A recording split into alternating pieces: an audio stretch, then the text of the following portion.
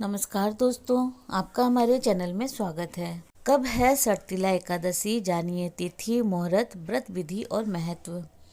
दोस्तों, धार्मिक दृष्टि से माघ का महीना बड़ा ही पवित्र माना जाता है। इस माह में कृष्ण पक्ष में आने वाली एकादशी को सटतिला एकादशी कहते हैं। सटतिला एकादशी के दिन मनुष्य को भगवान श्री हरि विष्णु के निमित्त व्रत रखना चाहिए। इस साल सटतिला एकादशी 7 फरवरी को है। शास्त्र में एकादशी तिथि को बेहद महत्वपूर्ण तिथि माना गया है। यह दिन विशेष रूप से नारायण को समर्पित होता है। इस दिन जगत के पालनहार भगवान विष्णु का आशीर्वाद पाने के लिए व्रत का पालन किया जाता है। एकादशी आरंभ होगी 7 फरवरी 2021 सुबह 6:26 से और तिथि समाप्त होगी 8 फरवरी 2021 सुबह 4:47 तक और हरिवासर का समय है 10:25 पर। कैसे करें सटतिला एकादशी।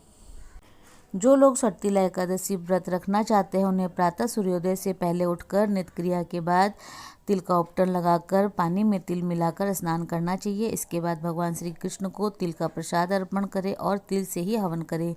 इस एकादशी के व्रत में तिल का दान करना उत्तम बताया गया है। जल पीने की इच्छा हो तो जल में तिल मिलाकर पिएं। जो लोग व्रत नहीं कर सकते उनके लिए जितना संभव हो सके तिल का प्रयोग करें।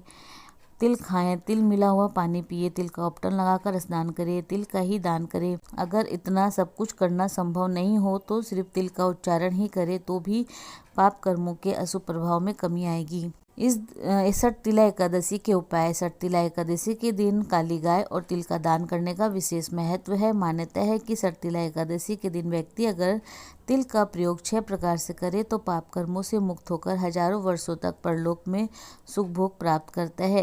एक सटतिला एकादशी का महत्व। पृथ्वी पर कर्म से ही हमारे पाप और पुण्य का लेखा जोखा तैयार होता है। भगवान श्री कृष्ण कहते हैं कि संसार में कोई भी जीव एक पल भी बिना कर्म किए नहीं रह सकता। इसीलिए जाने अनजाने कभी न कभी हम सभी पाप कर्म कर बैठते हैं और पापों से मुक्ति के लिए भी कर्म करना पड़ता है। शास्त्रों में कई ऐसे उपाय यानी कि कर्म बताए गए हैं जिनसे पाप कर्मों के प्रभाव से मुक्ति मिल सकती है। ऐसा ही एक कर्म है माघ मास की कृष्ण पक्ष की एकादशी का व्रत। इस एकादशी को सटतिला एकादशी के नाम से जाना जाता है और अपने नाम के अनुसार इस एकादशी में 6 प्रकार से तिलों का उपयोग करना श्रेष्ठतम बताया गया है, जो कि इस प्रकार है।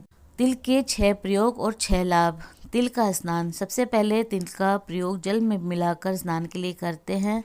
स्नान करने के बाद पीले कपड़े पहनते हैं। ऐसा करने से दुर्भाग्य का नाश होता है। तिल का उपटन। दूसरा प्रयोग है तिल का उपटन बना कर करते हैं। इससे शरीर को लाभ होता है, आरोग्य की प्राप्ति होती है, सर्दी के विकार दूर होते हैं और इस व्रत को करने से नेत्रों का विकार भी दूर होता है। तिल का हवन। 5 मुट्ठी तिल से हवन करते हैं। हवन करते वक्त 108 बार ओम नमो भगवते वासुदेवाय मंत्र का जाप करें। इससे मोक्ष की प्राप्ति होती है। तिल का तर्पण। इसके लिए आप दक्षिण दिशा की तरफ मुंह करके खड़े हो जाएं और विधिवत रूप से तिल का तर्पण पितरों के निमित्त करें। ऐसा करने से पितरों का आशीर्वाद मिलता है और संकट दूर होते हैं। तिल का भोजन। संध्या के समय तिल युक्त भोजन बनाकर भगवान श्री हरि विष्णु और माता लक्ष्मी को भोग लगाकर उसका सेवन करें। इस दिन तिल युक्त फलाहारी होना चाहिए। यह सभी प्रकार से शरीर के संताप को समाप्त करके आरोग्य प्रदान करता है। तिल का दान। महाभारत में उल्लेख मिलता है कि जो भी व्रती माघ माह में ऋषि मुनि या फिर गरीबों को तिल का दान करता है वह नरक के दर्शन नहीं करता। माघ माह में जितने तिलों का दान करेंगे उतने 1000 वर्षों तक स्वर्ग में रहने का अवसर प्राप्त होता है। सटतिला एकादशी व्रत कर रखने से दुर्भाग्य का नाश, दरिद्रता तथा अनेक प्रकार के कष्ट दूर होते हैं तथा बैकुंठ धाम की प्राप्ति होती है, मोक्ष की प्राप्ति होती है। सटतिला एकादशी व्रत करने से धन धान्य और समृद्धि मिलती है। तिल से भरा कलश दान करने से आपके भंडारे भरे रहते हैं। महिलाएं ये व्रत करती है तो उन्हें अखंड सौभाग्य की प्राप्ति होती है और यदि जोड़े से यह व्रत किया जाता है तो उनका दाम्पत्य जीवन सुखी रहता है। सटतिला एकादशी पर कैसे करें पूजन। एक समय दालभ्य ऋषि ने पुलस्त्य ऋषि से पूछा कि हे महाराज, पृथ्वी लोक में मनुष्य ब्रह्म हत्या आदि महान पाप करते हैं, पराये धन की चोरी और दूसरे की उन्नति देखकर ईर्ष्या करते हैं, साथ ही अनेक प्रकार के व्यसनों में फंसे रहते हैं, फिर भी उनको नरक प्राप्त नहीं होता। इसका क्या कारण है। वे न जाने कौन सा दान पुण्य करते हैं जिससे उनके पाप नष्ट हो जाते हैं, यह सब कृपा करके आप बतलाएं। पुलस्त्य मुनि कहने लगे कि हे महाभाग, आपने मुझसे अत्यंत ही गंभीर प्रश्न पूछा है, इससे संसार के जीवों का अत्यंत भला होगा। इस भेद को ब्रह्मा, विष्णु, रुद्र तथा इंद्र आदि भी नहीं जानते, परंतु मैं आपको यह गुप्त तत्व अवश्य बताऊंगा। उन्होंने कहा कि माघ मास लगते ही मनुष्य को स्नान आदि करके शुद्ध रहना चाहिए। इंद्रियों को बस में करके काम, क्रोध, लोभ, मोह, अहंकार, ईर्ष्या तथा द्वेष आदि का त्याग कर भगवान का स्मरण करना चाहिए। पुष्य नक्षत्र में गोबर, कपास और तिल मिलाकर उसके कंडे बनाने चाहिए। फिर उन कंडों से 108 बार हवन करना चाहिए।